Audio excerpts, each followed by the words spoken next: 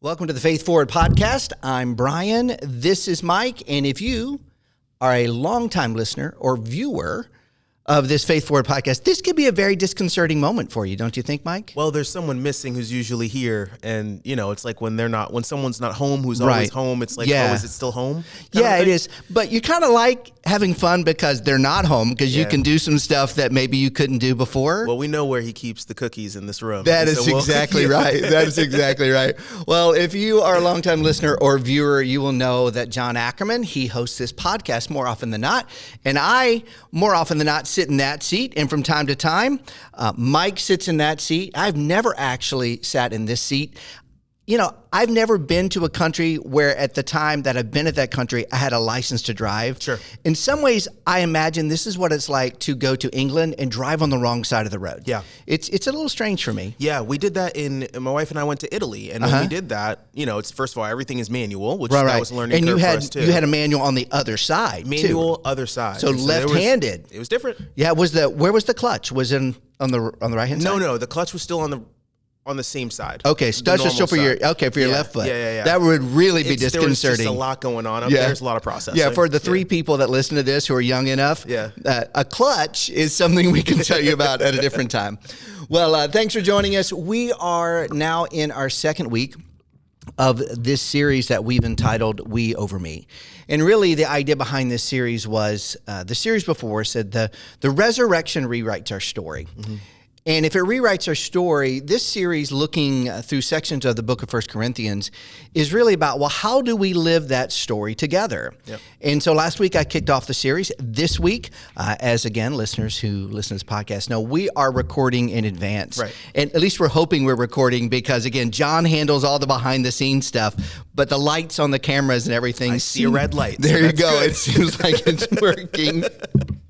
So we are pre-recording this before Sunday, and as we often do, we encourage you to make sure that you listen to Sunday before you listen to this. It's not absolutely necessary, but it definitely does bring some more context into what we're going to talk about, because we're going to take about what you are going to say on Sunday, and then we're going to ask some deeper application questions about how to move our faith forward and apply some of these things. So, to you, my friend, tell us about what you're going to say, did say, however people want to hear it on Sunday. Yeah, absolutely. Yeah. So the basic premise of it is that, we've all been on the road trip before, and you've got, a backseat driver who's back there, and maybe they're a backseat driver who's really too young to even have the right, in your opinion, to be a backseat driver? Well, if we're truthful, most of us think whoever's in the backseat doesn't have the right. That's but correct. Definitely if we're young. Yeah, definitely if they're a child. And so, you'll hear something to the extent of, do you know where you're going, right? And so, but giving kids the benefit of the doubt, which we always want to do to the best of our ability, it actually is the case that everyone has a right. In fact, it is good for everyone to question and analyze the things that we're experiencing. And when those are shared experiences, when it's your own experience and you're questioning and analyzing it, it's fine, right? But when it is a shared experience and your analyzation of the shared experience affects other people, that's where relational tension comes into play. And we experience that on road trips, and we also experience it in church, in church community. And so the question is, how can we react better? How can we respond better when inevitably somebody says something in community that offends us, that didn't come off the way that they wanted it to? They analyze something going on in our life, and it's we don't agree with their take. Sure, yeah. And so that's what we talked about on Sunday. And we basically talked about, just kind of laid out Paul talking about the Jews and the Greeks and how they had different perspectives on what mattered most to them, which is why the gospel message was such foolishness to them. And we really experience that every day, that there are people who say things and we're like, that is wrong, but there's context to why they said the thing that they said. And when we appreciate that context, it doesn't justify what they say, but it does clarify why they said it. And that then allows us to respond from a much healthier place, to pursue reconciliation, to put first and foremost Christ at the center of our interpretation of our own story, and to encourage others to do the same when they interpret our story, and then when we interpret other people's story. And so anyway, that's what we talked about a little bit on Sunday, and it was a good time. Yeah, one of the things that we're going to do in this series is we've talked about how Scripture, we may have heard like, oh, it's applicable to everyday life, and sometimes they're like, Leviticus, really? Yeah, and it does. It has some good stuff. But especially when we think about what's happening here in 1 Corinthians and how the culture of the Corinthian world had made its way into the church. And that isn't always bad unless the culture agenda becomes greater than the agenda of the gospel, becomes greater than agenda. And so what I really particularly love about what I've read so far and what I'm going to hear on Sunday, I'm sure, is that you're helping people understand this idea that we all have the right to evaluate the experience, but how we evaluate it really, really matters. We tend to live in a culture, and I don't know if your experience is this, that like the loudest person or the person that has the most platform, they get determined whether that is accurate or inaccurate. Whether that's actually true or not is a different story. And what Paul is doing here in Corinth is taking us back to the gospel, and using that as something, by the way, little proper G shades you're wearing there today. The lens of the gospel. How do we look at through there when we do that? So one of the things we're going to do today, which is going to be a little bit different, because if you've listened to this podcast over the years, you know that John is the one who, he sort of creates the lead sheet for this. And I realized something. I know this is not new information, Mike. I'm not John, right? Yeah, I'm not John. Yeah. I'm not. And so I sat down to create the lead sheet for this, and I realized I was trying to do this the way John would do it. And that just was not working for me. And I think in some ways, it's a pretty good analogy of what we're kind of trying to talk about here, right? Because it doesn't make it right or wrong. It's different. And sometimes we feel uncomfortable with things that are different. And if we're not careful, sometimes we begin to evaluate, even in the church, right or wrong through the lens of our personal preferences and differences, not through the lens of the gospel. And again, it's not like saying that we can't have personal preferences. That's not the problem. It's when those things become more important. That's when the church seems divided. That's when it gives a testimony to the world that isn't correct. So what we're going to do is we're going to go through some things where we're going to talk about ways, as always, where you can take your faith, not just from what you hear Mike say on Sunday, but forward into Monday to Friday. And we're going to give like some test questions, right? And we'll just kind of get started. You mentioned the backseat driver syndrome and this idea that it's a struggle of perception and perspective, because there's this natural thing I think we do, and you mentioned in the story that you tell about your kids, not recognizing how you're coming home, and then naturally drawing a conclusion, whether spoken or implied, that because they didn't recognize it, something's wrong. Man, I resonated with that. In all kinds of my life, even up in my head, I get such comfort of recognition in that way. And so all of a sudden, what's it like, instead of just saying, okay, God, I'm lost in the midst of this, or this person is lost, instead to actually receive what God has to say. So we sort of created some test questions. And I don't know, I think for all of us, maybe one of the things, if our natural reaction is when we don't recognize something is wrong, that might be some insight. If you ever had, I love how I know your life and you know my life. And when I'm asking a question, I can give you 13 things I know in your life, and you could do the same to me. But like, you've had a lot of stuff in your life that don't make sense directionally. Natural temptation for you to immediately go, God, you don't know what you're doing? Yeah, absolutely. Because I think innately, even if we wouldn't say it out loud, most of us do believe it is difficult for every human being to move away from a karma-based approach to faith. And so we wouldn't say it out loud for a lot of us. We maybe recognize, depending on where you're at in your walk with Jesus, you maybe recognize that God is not a God of karma, that it's not quid pro quo. But man, when something goes wrong in your life, or several things go wrong over and over again over an extended period of time, it is so natural. I found it so natural within myself as a pastor, like to be like, well, I don't deserve this, right? And so I definitely have had that backseat driver moment, right? Of God, I don't recognize my life's been so easy up to this point, right? Just the most privileged life ever, and so I don't recognize I don't recognize my surroundings right now, where I'm constantly bombarded by difficulty. So yeah, I've definitely experienced that in my life. And me too. And so one of the things that we're asking you, like, if you find yourself in a moment of uncertainty with someone else in the church that you're gathering with in your life, in your first instinct, which I think it is to begin to judge the situation. And I loved how you use karma, because a whole lot of people are like, well, I'm not like karma. I'm not. No. If we believe good things always happen when we're good and bad things always happen come to bad, you can call it anything you want. Yep. It's a version of not how the gospel presents truth. Yep. And in those moments, like, am I judging this moment based upon my comfort and what I think I should deserve based upon my behavior, or my lack of comfort in that? And so that's a good sign when that comes in. I recognize, as I was sort of trying to make my own version of some of these notes, one of the things that I do often is I find great comfort, Mike, in trying to project the future results based upon past performance. I don't know if you've ever sat down with someone who's walking through your finances with you, or maybe they're trying to pitch you on, hey, you should put your money in here or grow. There's always this like little disclaimer at the bottom that says, past performance isn't guarantee of future return or something like that. Right. I find that in my Christian life that so many times I want to begin to judge the situation because I feel like I've been in a similar situation, maybe with another brother or sister in Christ, maybe there, and this is how it turned out. And this isn't turning out the same way. So my immediate jump can be to, well, how it's turning out is wrong, because it wasn't like how the last time it turned out.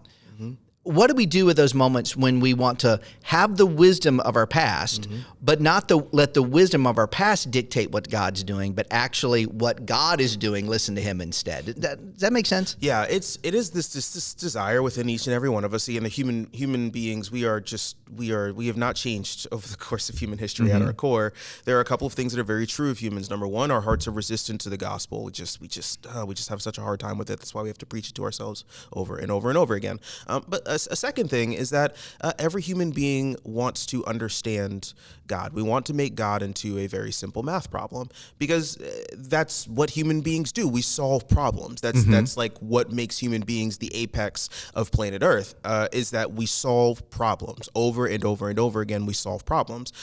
And what we discover in real time, even though we already knew it to be true conceptually, is that God is not a problem you can solve. And so, well, and we really don't want it, I don't think, right? No. I mean, like in my mind, I'm like, I want to understand God, but then if I fully understand him, then I'm like, he's too simple then that way. I mean, like, I get conflicted. Like, I say I want something, but I really don't want something. Yeah. And that's the human condition too, right? Like, that's just part of the human condition. We want it, but we don't really want it, right? The grass is always greener on the other side.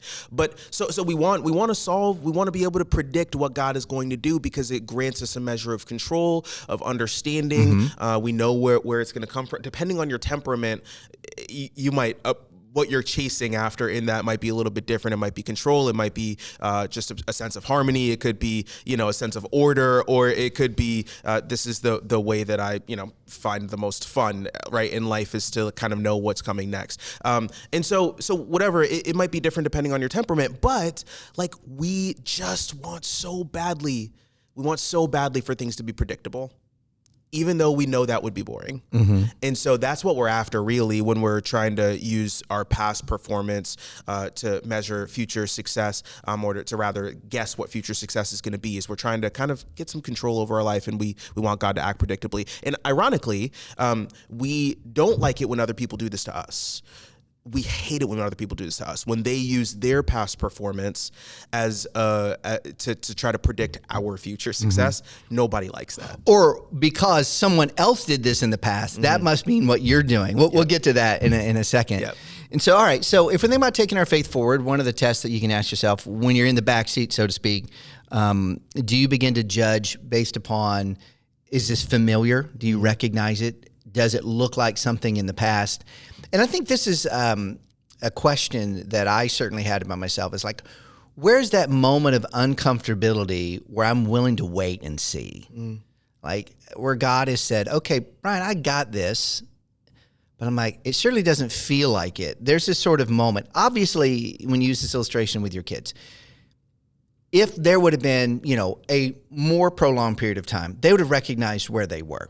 It's not like they're being impatient or that sort of stuff.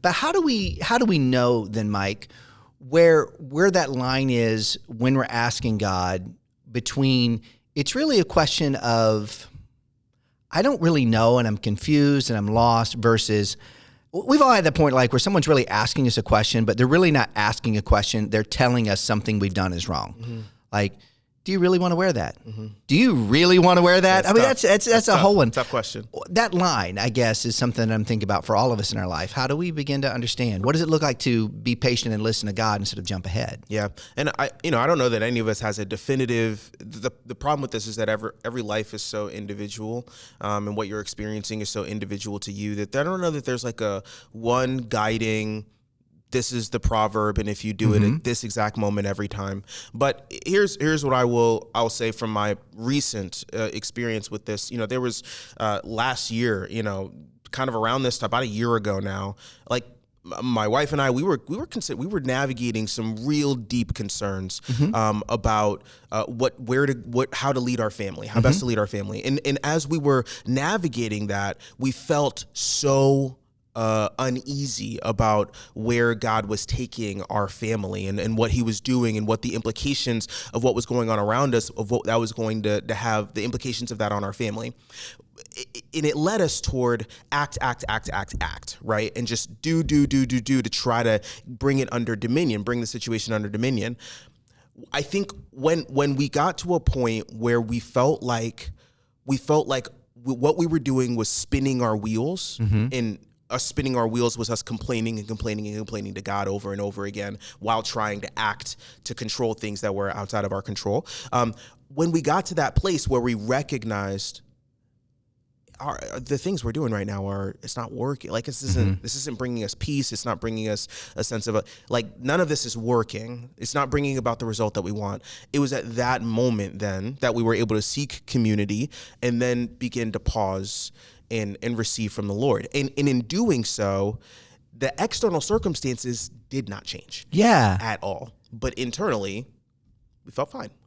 So I think you're highlighting something that many of us might know, but it's different and to actually act out. So if we're thinking inside of the church, which a lot of this, like how do we live this out together?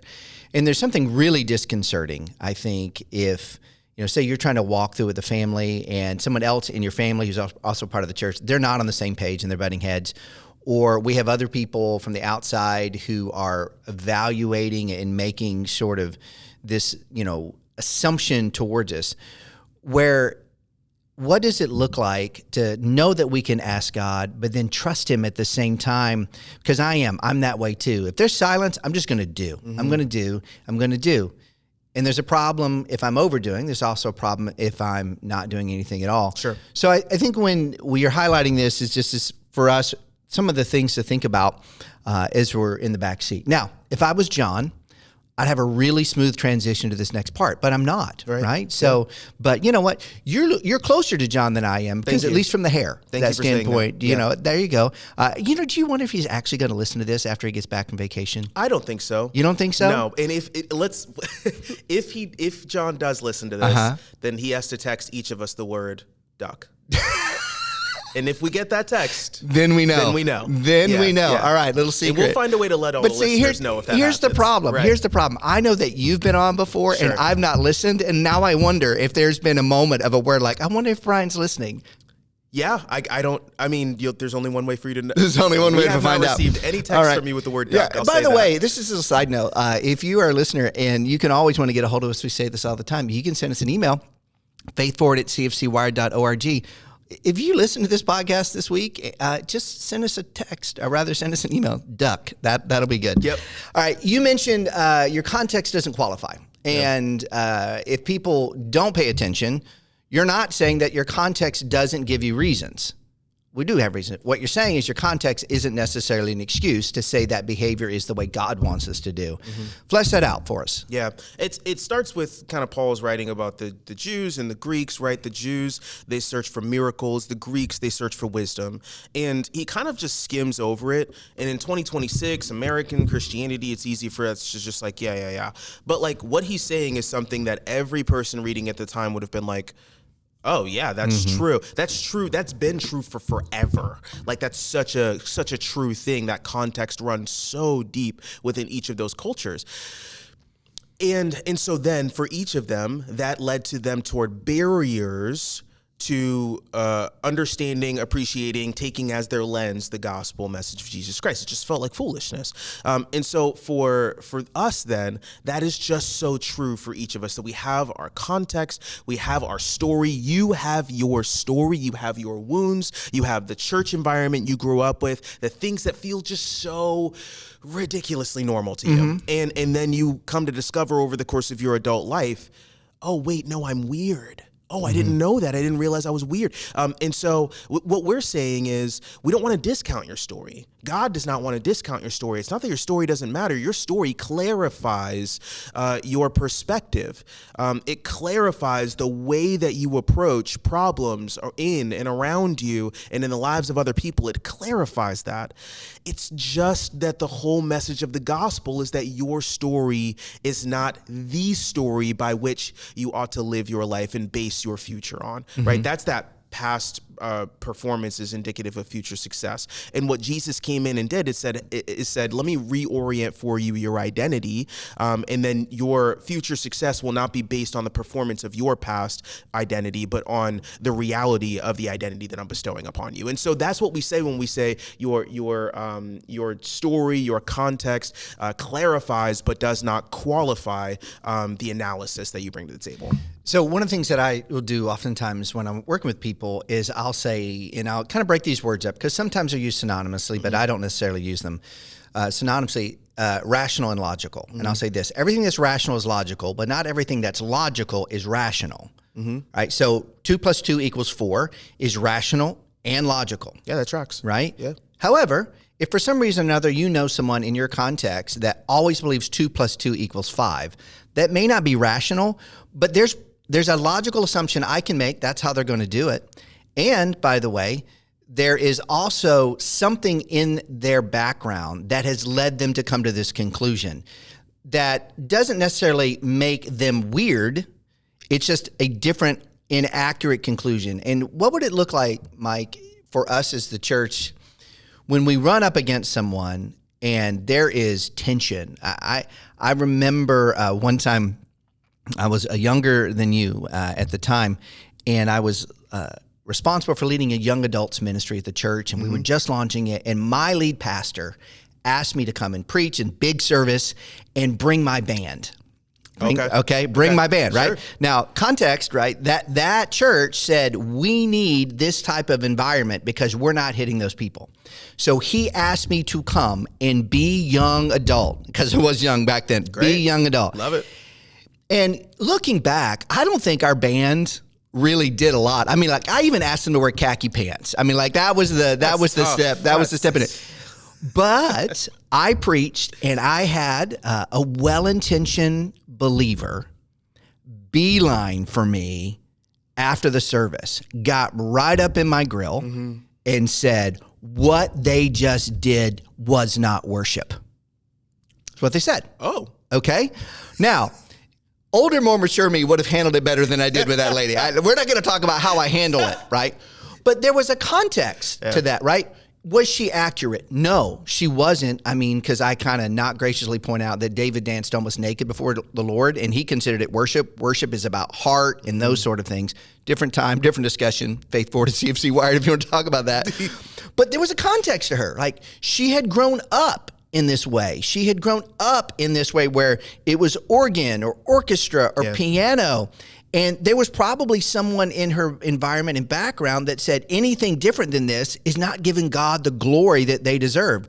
Such that the way that this other church member came at me, in their mind, and there was actually a good thing. Yeah. That was happening a lot in Corinth. The problem was they didn't understand they were being divisive. They thought in some ways they were doing something good. What changes in our lives when we're able to say, even though if that's like someone comes at us, say, okay, there's a reason. What do we do? Do you ask God, like, God, tell me the reason? Or you just go, hey, there must be a reason to move on? I know there's not a one-size-fit-all. Have you ever had that? Someone come up and tell you, Mike, what you just did was not biblical. And you're like, huh? It wasn't? Yeah. That has definitely happened before, and where people major in the minors. Yes. The way that I'd like to put it, right? That's a great way to put it. But to them, it is major, which is basically what we're saying, right? That for you, there are things that are major, and actually, objectively speaking, they are minor. And the way that we determine that is not by your preference or my preference, but by lining it up with the gospel truth, with what Jesus came to do on the cross, with the new standard that he established in the context of the new covenant, and then measuring everything up against that. That way, it's not an argument of, well, you like organs and I like electric guitars, or you like, khaki pants and I like gym shorts. It's not about that. Ultimately, it is about following what Jesus has established for us in the context of the new covenant. And so one of the things I wanted to follow up with the question that you just asked was, how do we know when to just let differences be differences? I mean, because Jesus talks about there's going to be differences and not anything wrong about that. And that, when we're able to get along, and get along doesn't mean everyone agrees, but we show unity, John chapter 17. And then when there's like, okay, no, we got to talk about this. You mentioned the gospel, majors and minors. Help someone who may be thinking about this through the lens of Big C Church, not just Christian Fellowship Church, where this podcast emanates here from in Ashburn, Virginia, but the church in Loudoun County, Virginia, Northern Virginia, Washington, D.C., surrounding area. How do we do that? Yeah, it's a really good question. Jesus, before he left earth, he said, listen, this is how the world will know you're my disciples if you love one another. Such a simple thing, so hard to live out. And so a couple of things that come to mind for me about how we can handle that when other people have something that they believe or are seeing or are doing, and we're like, it is a major thing for us that they're doing that, whether they're in our local church or they're in the Big C Church. And a couple of things about that. The first one, I think, is when we see something in someone else, it is so easy to make their thing a log. But I think that instead of making their thing a log, I think that the first step is to make your perception of their thing a log, and handle, you know what I mean? And so it's actually the first problem you need to conquer, or the first thing you need to address, is not that they're doing the thing that's a big deal to you, but why is that thing a big deal to you? And I think when you can do that, and you can kind of go back, you can kind of establish your own context. Oh, okay, I have the self-awareness to go. Maybe this is a conversation with the Holy Spirit. This might be a following God's voice kind of a thing, right? And kind of going back and figuring out, why is this such a big deal to me? Once you have that perspective, now you're able to do kind of step 2 of that, which is now you can approach them with, if you want to address them and you want to talk about that thing, that's fine. But you can lead with curiosity. Yeah. Because you've been curious about yourself. And so now, because you've been curious about yourself and acknowledged, oh, that's why this is a big deal to me, now it feels a lot more genuine. It's not going, do you really want to wear that? But going, like, tell me what you love about that. Yeah. Right? And that's just coming from a different place. Well, one of the things that we've talked often here at Christian Fellowship Church, and from time to time on this podcast, is when we find ourselves in a situation, I think this is a good one to apply it to. We ask God, right? And we go, first thing, God, what do you want me to know about you in this scenario? And if I would have retrofitted back to the lady who was all up in my grill, and I would have done that then, he probably would have reminded me that he loves her too, right? He probably would have reminded me that. Like, what would you want me to know about me after that? And once I walk through those two, then I can ask, well, what do you want me to know about this person and what to do with it? I think we're really tempted, I am, to jump to, let's talk about that person first, instead of, is there anything in my predisposition that's bringing this to the table? Did I bring in that example, did I bring a predisposition that the way that you're doing it doesn't reach young adults, and that's why they're not here, and this is your fault? Yeah. Maybe in retrospect, I might have done that. I could have gone, well, don't you know why I'm here? If you would have been doing your job, right? There's whole lots of things I think we can naturally become defensive. And that is one of the signs where the gospel isn't a front. That the gospel's what's offensive, not people. Yeah. Right? But too often than not, we go first with that. Like, I just don't like how you did it, how you said it, that sort of thing. And it's, by the way, okay to not like it. That isn't the problem, as what you're saying is. Your context isn't your qualification. Yeah. Right? What do you do? And I think we've all had those moments where if you think about the church as a whole, there are just some people we're like, yes, I want to be in a small group with them. And then some people, like if God said be in a small group with them, you would ask God for 3 forms of identification and proof through a certified written letter. Yep. You know what I'm saying? 100%. That doesn't make them bad. Yep. That doesn't make them bad whatsoever. Yeah, but that's okay. That's okay. But people are different, and so it's okay. It's okay for there to be diversity. And what we're saying is, it's okay. It's okay if there are some people that you encounter in the Big C church or your local church, and there is something inside of you that they just don't, it doesn't feel like they're your people. Mm-hmm. What we're saying is that's okay. In fact, kind of the final part of the message that we kind of talked about on Sunday is that you can actually stay in the church that the Christian community that God has placed you in. You can stay and everything not be absolutely perfectly peachy and copacetic with every single member of that church. You can stay. Yeah, and that's really a lot of what we're talking about just in the very title of We Over Me. Mm-hmm. I mean, to live out the We Over Me, it can't be our strength. It has to be the Holy Spirit. Yeah. But I think certainly what was happening in the Corinthian church and what happens in the church in America is that we have so many choices for local churches, and that is a great thing. I mean, I just think right now where we're physically located, if we took a 2 square mile just circle from CFC, there's a lot of churches. Yeah. And these are churches with buildings, not churches that also, meet in a school or meet in a theater. And by the way, those are churches too, because it's not a building, it's a people. Totally. Right? There's so many. And I think with our choices, instead of asking God, what do you want to learn? How do you want me to do this? Because I think there is an appropriate time where you go, okay, I'm still part of the Big C church, but maybe I need to connect over here. And Absolutely. We've talked about on this podcast before, first order issues, second order issue, third order issues. But man, I think the choices makes it easier for us to go, okay, I'm just going to find what's more comfortable for me, instead of maybe God's calling us into that community to bring what we bring to grow that community in that way. And so we talked about this idea, Mike, in this about, just understanding how it is to be people who understand we have a context. But instead of allowing that context to qualify our actions, our thoughts, our beliefs towards other people or towards God, allow the gospel. The gospel is foolishness. The cross it makes no sense. Yeah. Anytime I'm actually not preaching on the Sunday, usually when I'm doing the podcast with someone, I'm thinking about what I'm going to say the next week, right? And everything about who Paul was and what he's talking about, how Jesus lived and that sort of stuff, was the opposite of the power-seeking, glory-seeking Corinthian American culture. Totally. In that way. So we have to be people who have to be aware that the culture that we live in is the culture that we live in. Yeah. We can't be a fish that all of a sudden says, hey, I'm going to go live on land if this is here. So we're aware of that, but we also have to be on guard of what around the culture around us is okay to make into the church and what is, no, that's not of Jesus. That's not of Jesus. Mm-hmm. So I came up with maybe just some questions, maybe some tests or concepts maybe this week for people who want to take their faith forward about when they feel frustrated, and I think sometimes we feel frustration and that we recognize without understanding, why am I frustrated? Yeah. And so here's one for me. Yep. I put this down. I can call it whatever I want. I made the notes, identify the driver. Am I trying to drive? I'm just going to say, am I trying to control my own life? Mm-hmm. And man, I get frustrated when I feel like that I can't control my own life. Yep. Even though I know I'm not designed to control my own life. Yep. You know what I get more frustrated with, Mike? If I feel like you're trying to control my life. Yeah. And none of that is necessarily true.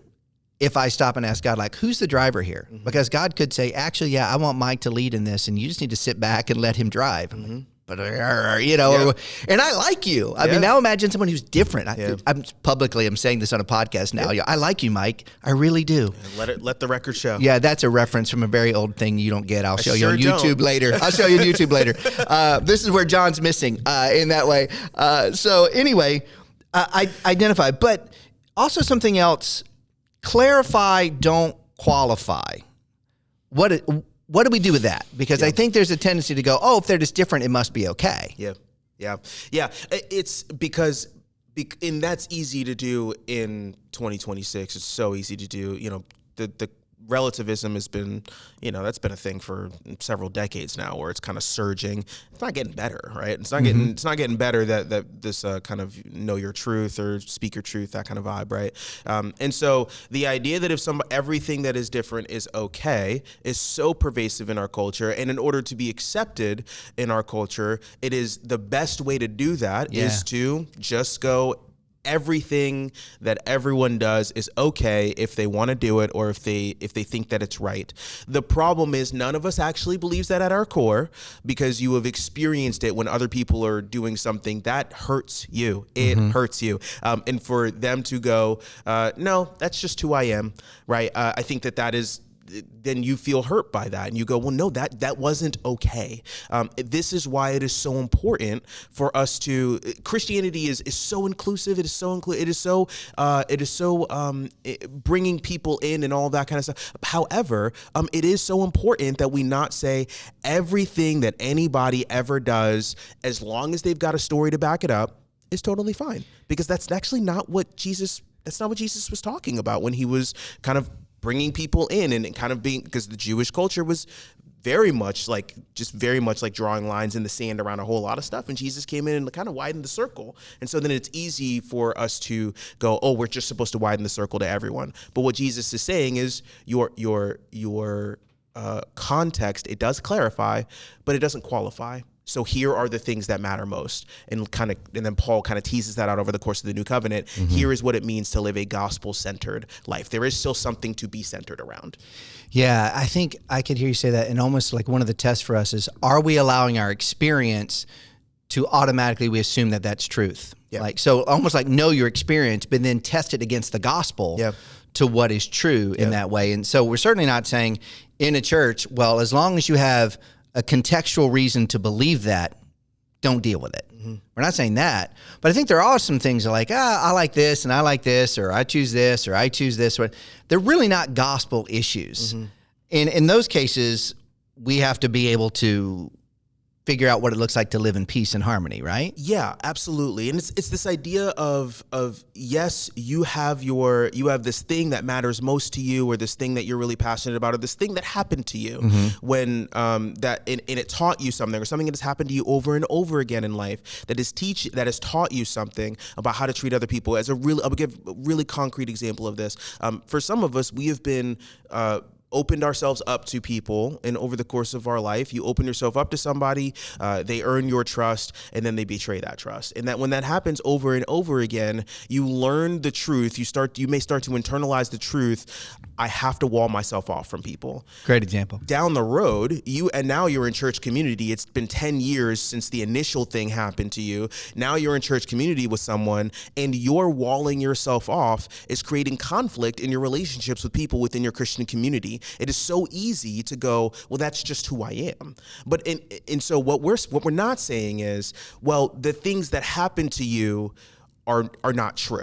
That's not what we're saying. No, those things happened. That happened to you. What we're saying is the gospel, the part that the gospel replaces isn't that happened to you, but the gospel replaces your takeaway from that happening to you, right? And so that's what we're saying, is that your context is clarified, but in terms of the truth that you take coming away from your context, that's what the gospel wants to get in there and help redefine for us. And when that happens, we will be healthier people. And when we can then start to do that, even when we see things in other people that don't seem totally healthy, or it'll allow us a cleaner pathway toward healthy relationships with them, because we can just know, well, that's not coming from a healthy place. We don't even have to tell them that all the time. But it helps us at least know that, so that we're not demonizing everybody for every flaw that they have.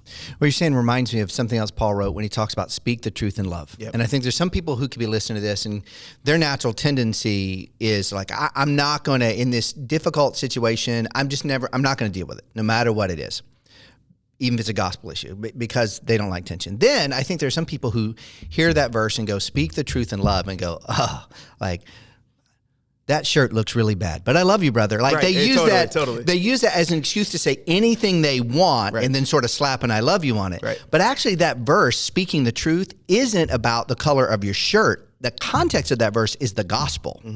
Like the better understanding is to always speak the gospel in love. It doesn't mean that you can't say something about your shirt, but it's not cover for taking every experience we've had and tell you why you like it, but say, I dislike it, or why it's wrong, but I love you. No, these are gospel-centered things. Yeah. So it's a call that the Bible always says we have to speak into those when the gospel is at risk. Yeah.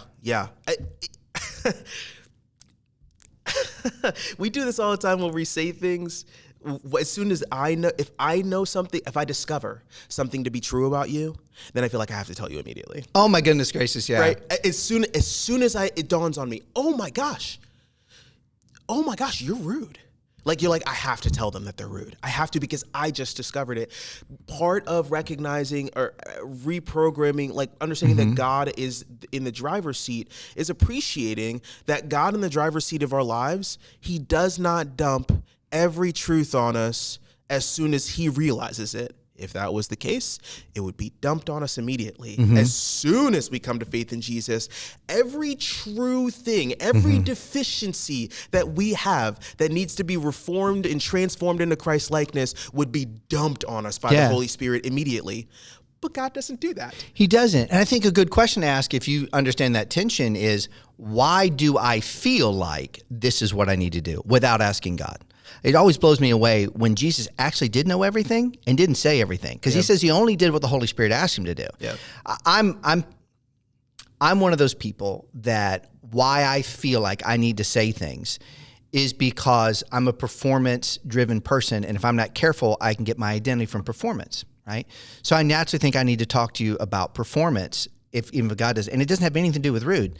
It has to do with someone says, irregardless. I want to go, that's not a word, right? Why do I feel a necessity to actually correct something that has no, like if my kid's going in to take an SAT exam, okay, maybe I want to tell them that's not a word, and they don't use that word in my house. Sure. But if someone's a full-grown adult, right, like, why does it matter? They've made it to whatever age. And I think asking that question, right, and certainly the gospel, but those other things, I think you bring a great point. What do you do, Mike, when, how do you then, for so many of us, we have those things, because I mentioned like this idea that I think sometimes the things that drive my behavior or my brokenness, if I don't go to God about, I want to correct you because I want to be perfect, because I think then that makes me valuable. I understand all the brokenness of that, so it can show up in other places. How do we swap actively, like the story that we've lived for the story of the gospel? Yeah, it's not. If it was straightforward and easy, everyone would do it all the time, right? But the thing that I've come to appreciate is, and this is like my whole faith paradigm, right? It's just when you can it first starts with recognition. It starts with kind of appreciating, oh, this is true about me. When you can recognize that the way that you naturally see the things around you is not inherently normal, it becomes so much easier. And when you spend enough time in the Word and with God, and with His people, to start to see the gospel as like a diamond. You know, when you have a diamond and you turn it over. I mean, not that I'm holding diamonds constantly, and a very big one, by the way. When you're holding a diamond, right? Just it's in your third living room in your home on display, and you're holding the diamond in the light, right? And you just twist it ever so slightly, and it's the same diamond, but you could twist that thing a million different ways, and it would gleam differently in the light, right? And you just keep catching new glimpses of it. That's the gospel. It really is. In one way, it's this very simple message that Jesus died on the cross for you, right? We can boil it down to that. But when you turn that thing around in the light, just over and over again, you will discover all kinds of implications of what God has done through Christ. You'll discover all kinds of implications that you will discover new and new ways how that applies and reflects on your life and the things that you consider to be normal. And so that's basically what the Christian life is over and over again, just turning the gospel over and examining it from as many angles as you can and going, okay, what does this tell me about the thing that I think is normal? For the person who's discovered over time, what my life has taught me is I need to wall people off or else they're going to hurt me, right? And you just turn the gospel over, right, in your hand. It's kind of this past performance is not indicative of future success, but it's also a little bit like other people, like other people hurting me is not reason, like it is worth it. It is worth it to pursue deep relationships with others, even with the potential of being hurt. This is what the gospel shows me, because this is what God does with humanity. This is what he did with humanity. It's at the center of all of the bigger story of the gospel. And so again, that's not something that you would get if you just boil down the gospel to Jesus died on the cross for my sins. But when you're willing to turn it in the light just ever so slightly, day in, day out, and start to bring that back to your story and what's become normal for you, you will discover all kinds of new tiebacks, and you'll go, oh. Yeah. So that's how I can think about that differently. I love what you're doing for us to help us understand. I'm actually just thinking about it next week a little bit. You're reminding us the gospel is nothing less than your salvation. But the gospel is also about our sanctification as well. Not just determining where we wind up in eternity, but to help us live the life that God has called us to do. Now, one last question before we head out. And just for someone out there are dealing with the tension of having that person not do the things we're suggesting, not do the things that Scripture says, can look through the lens of the gospel, but they're still getting judged. What would you say about that scenario for them? Some things they could practically take their faith forward to live out the way God wants them to do. Yeah, the question is, someone's getting judged. Just want to clarify. The question is, somebody's getting judged. They're doing the best they can on their end, right? They're kind of trying to approach this the right way, see life through a gospel lens, that kind of thing.